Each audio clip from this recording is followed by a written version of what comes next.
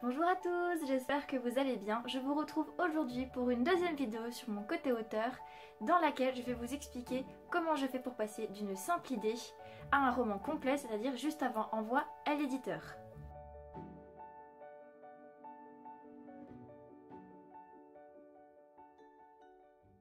Avant de passer à la suite, j'aimerais préciser que quand je dis envoi à l'éditeur, je veux bien dire que le manuscrit est prêt à être envoyé à un quelconque éditeur pour que peut-être il choisisse de le publier ou qu'il entame le processus d'édition s'il est déjà choisi par une maison d'édition, comme ça peut être le cas pour les originels par exemple. Alors, il faut savoir que pour moi, un roman reste dans ma tête au moins une année avant que je ne le couche sur papier. Pourquoi? Parce qu'en fait, généralement, j'ai soit une idée, soit une scène qui m'est venue et j'ai extrêmement besoin de l'étoffer avant de pouvoir poser quelque chose sur papier. J'ai besoin d'apprendre à connaître les personnages, j'ai besoin de les laisser me parler surtout et de laisser l'univers se déployer tout seul sans contrainte pour pouvoir ensuite observer ces règles et pouvoir les poser et jouer avec à mon gré. Une fois que j'ai vu pendant ces quelques mois que l'idée était suffisamment viable, qu'elle me plaisait assez pour que je veuille la transformer en roman, il s'agit de lui trouver un nom qui claque, en tout cas qui claque à mes oreilles, et les noms de tous les personnages.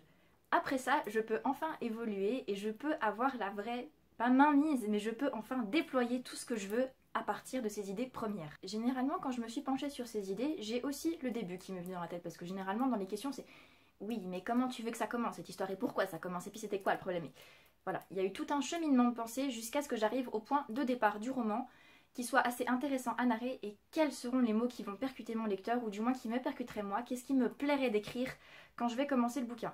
Je commence par là, parfois c'est un prologue, parfois c'est un chapitre 1, je ne sais pas. Toujours est-il que j'attends que ça soit devenu une pensée limite obsédante pour que ça marche. Après ça, suivant mon feeling ou mon rythme de pensée, on va dire, je vais me lancer dans l'écriture sur papier ou sur ordinateur. Quand j'ai commencé sur papier et j'ai fini par écrire dans des petits carnets comme celui-ci qui, on le voit, a pris un peu cher. J'ai écrit à la plume ou au stylo bille et j'ai écrit comme ça. Voilà. Il faut savoir que j'écris tout de manière chronologique, je ne peux commencer que par le début et terminer par la fin, et je ne peux pas écrire une scène avant d'avoir écrit le cheminement qui va jusque-là. Donc je n'ai pas de plan, je suis juste l'histoire au fur et à mesure, il y a des fois des trucs inutiles qui s'ajoutent, et des fois des trucs dont je vais me resservir plus tard que je n'avais pas pensé à la base. Qu'est-ce qui se passe pendant que j'écris? Alors c'est une question qui est un petit peu difficile, parce que quand je me mets devant l'ordinateur, j'ai besoin de calme. J'ai besoin d'être au calme dans ma chambre généralement, ou sur un point où je suis tranquille. J'ai besoin de me poser, y compris quand je recopie du papier à l'ordinateur et encore plus quand je mets mon premier geste sur ordinateur. J'ai besoin d'être au calme et de laisser mes propres idées faire leur chemin et ne laisser personne me perturber pendant que je fais ça. En revanche, si je me trouve sur papier dans les petits cahiers comme vous avez pu le voir, là il suffit que je mette mes écouteurs et même si je suis dans le tram, même parfois si je suis debout, je peux parfaitement écrire mes idées là-dedans. Il n'y a aucun souci parce que j'ai l'impression que la plume stabilise ma pensée. C'est un petit peu difficile, mais voilà, chaque support en fait a limite son procédé. En dehors de mes temps d'écriture, vous pensez bien que mon esprit est toujours attaché à cette histoire et que j'ai toujours de la musique à proximité au moins pour pouvoir me permettre de m'évader. Je mets mon casque, je m'évade, voilà, ou sinon c'est arrivé à certains de mes amis de me trouver en train de comme ça, le regard dans le vide, parce que j'ai la tête ailleurs. J'ai vraiment la tête au milieu de mes personnages à essayer de résoudre leurs problèmes, ce qui n'est pas toujours évident vu que je les mets dans des situations assez compliquées. Parmi les questions que certains m'ont déjà posées, que ce soit maintenant ou bien avant, il y a toujours la question de la fameuse page blanche. Oui, ça m'est déjà arrivé de rester devant ma page et de ne pas savoir quoi écrire. Alors qu'est-ce que je fais? Je referme le cahier et je m'arrête. Il m'est arrivé aussi d'arriver et d'écrire parfois une page entière et de me dire mais c'est nul ce que t'as écrit Charlène. Ça m'est arrivé de finir des chapitres entiers et de me dire ah ça va pas. Je l'envoie quand même au premier bêta lecteur qui lui me dit non ça va pas Charlène. Du coup j'efface, je refais tout, ça passe mieux. Ça m'arrive, ça m'arrive. Dans ces cas-là je ne lutte pas, je m'arrête et je reprends quand l'envie me prend. Je sais que je vous présente là une manière beaucoup moins méthodique que certains, beaucoup plus peut-être passionnée, je ne sais pas, désordonnée. C'est comme ça que je fais. J'ai besoin d'avoir une immense liberté quand j'écris, puisque c'est mon coin, c'est le seul endroit où j'ai le droit d'être moi-même, d'être même quelqu'un d'autre si j'en ai envie. Puisque quand je me mets à la place de mes personnages, quand je me mets par exemple à la place de Daphné, avec qui j'ai un caractère totalement différent, beaucoup moins emporté et beaucoup moins violent, il faut que je sois calme, il faut que je puisse être en face de moi-même et que ça fasse un miroir et je n'ai pas le droit de me mentir.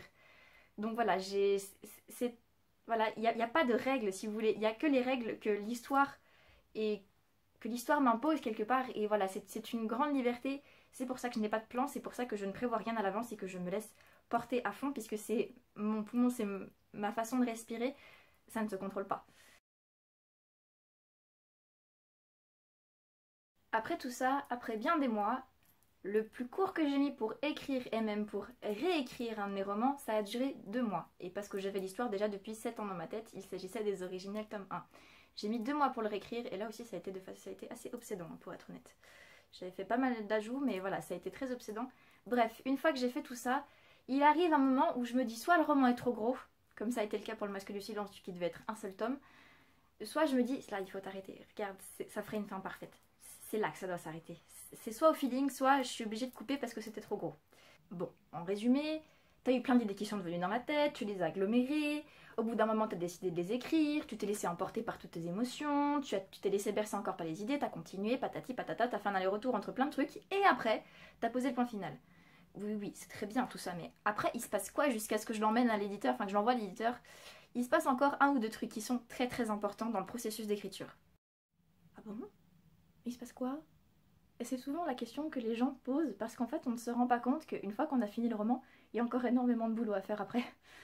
Et oui, le travail est loin d'être fini. Du coup, qu'est-ce que je fais maintenant? Une fois que j'ai mon roman terminé, soit je le relis encore une fois, soit je l'envoie à ce qu'on appelle des bêta-lecteurs. Ce sont des gens que vous connaissez, parfois qui sont plus ou moins proches par rapport à vous, et qui vont relire votre histoire, vous dire s'il y a des incohérences, des fautes d'orthographe, si l'histoire est intéressante, s'ils ont lâché au bout d'un moment, bref, qui vont vous faire une vraie critique constructive sur ce que vous avez pondu.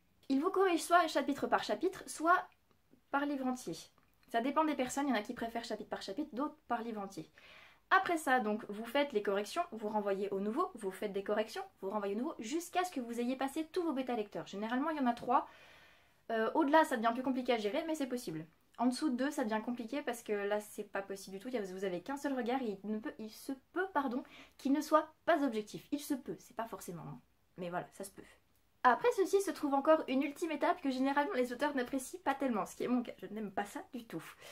Il s'agit en fait de relire une ultime fois votre roman pour vérifier, vous, que vous n'avez rien oublié, que vous n'avez pas de remarques à ajouter, de description, de... Voilà.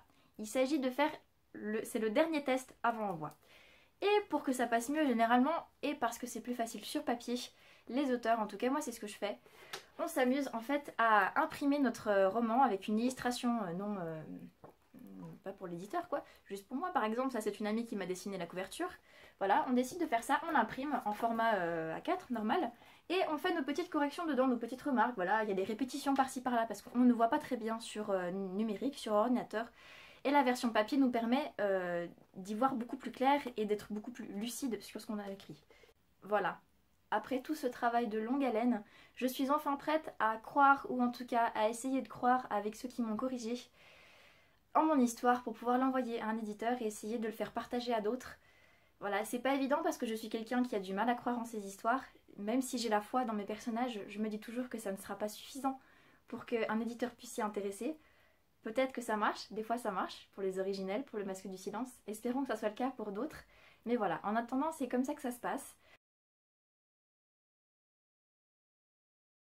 Voilà, je crois que cette vidéo va bientôt se terminer. C'était tout ce que j'avais à dire sur le sujet. J'ai certainement oublié un certain nombre d'informations. Vous vouliez savoir mes petits tics d'écriture, mes petites manies. J'aimerais vous les livrer avec plaisir. Je pense pourtant que cette vidéo est déjà assez longue pour le moment, ce qui me permettra d'en faire une spécialement sur mes petites manies. Et sur d'autres choses comme l'attente d'une réponse quand on a envoyé son manuscrit à un éditeur, les premières critiques, les critiques tout court, je pense que j'ai encore matière à vous faire quelques vidéos, ce qui me réjouit énormément, même si je vous avoue que c'est très compliqué d'avoir à parler de ses propres romans et de ses processus d'écriture, bref de mon univers d'auteur. J'ai l'impression que c'est infernal et que c'est tellement brouillon que tout le monde se perd et tout le monde va décrocher avant la fin de la vidéo. Bref. Je vous remercie d'avoir suivi jusque là si vous l'avez fait et j'espère que ça vous aura apporté quelques réponses sur les quelques-unes que vous vous posiez. Je vous dis à très vite, en tout cas sur cette chaîne pour une vidéo lecture, sur ce que je pense que ça sera le book haul.